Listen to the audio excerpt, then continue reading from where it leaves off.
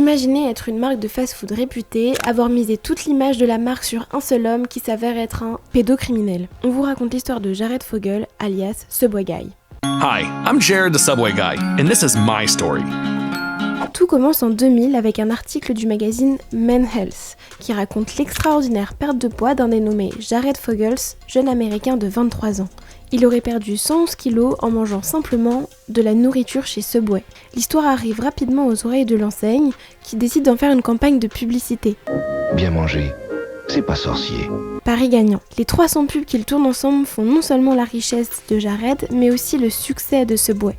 L'entreprise devient l'enseigne la plus répandue dans le monde en 2010. Tout semble parfait, sauf que le comportement du jeune homme interroge. Lors d'une émission de radio en 2006, la journaliste Rochelle Herman l'entend dire qu'il trouvait les collégiennes attirantes. He had been talking to me and he leaned over and said to me how hot he thought middle school girls were.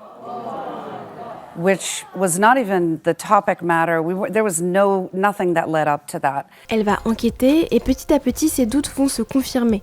Elle va alors aller jusqu'à devenir informatrice pour le FBI. Pendant 3 ans, elle enregistre ses conversations téléphoniques avec l'homme et se rapproche de lui pour soutirer des informations, mais c'est sans succès. Elle s'inquiète d'autant plus que Jared Fogle est régulièrement en contact avec des enfants grâce à sa fondation contre l'obésité infantile.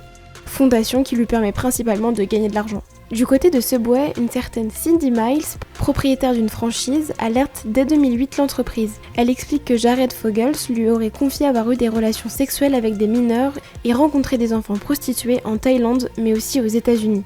Jeff Moody, le PDG de Subway, aurait selon elle été informé et aurait préféré ne pas en savoir plus.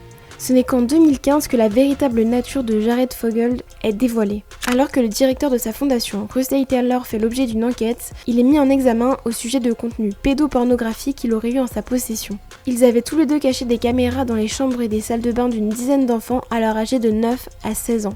Il avoue posséder des films pédopornographiques et qu'il a déjà payé pour avoir des relations avec des mineurs. Subway suspend alors toute la collaboration avec lui, c'est la chute. Il plaide coupable en août 2015 et est condamné à 15 ans de prison ferme. Père de 2 enfants, son épouse demande alors le divorce et la garde exclusive de leurs enfants.